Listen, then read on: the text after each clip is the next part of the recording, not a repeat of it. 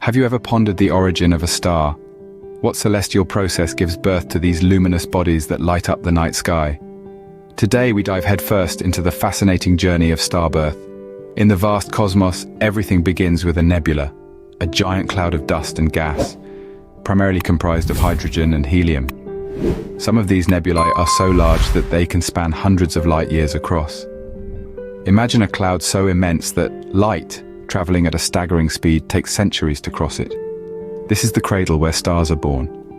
The birth of a star is triggered when a disturbance, such as a nearby supernova, sends shockwaves through the nebula.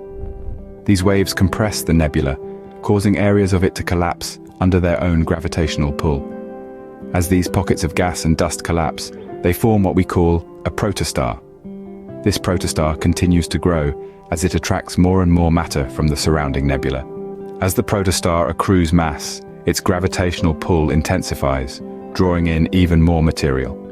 As the matter falls into the protostar, it releases energy in the form of heat, causing the protostar to glow. Eventually, the core of the protostar becomes so hot and dense that nuclear fusion begins. This is the process where hydrogen atoms combine to form helium, releasing tremendous amounts of energy in the process. This energy pushes outward, countering the inward pull of gravity, and the protostar begins to stabilize. It is at this point that the protostar officially becomes a main sequence star, a star in its prime, like our own sun. However, the life of a star doesn't end there. Depending on its size, a star can live for millions to billions of years.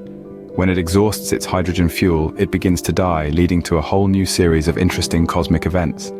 But that, my dear listeners, is a story for another time. To summarize, the birth of a star is a cosmic ballet of forces, materials, and energy. It begins with a nebula, a vast cloud of gas and dust.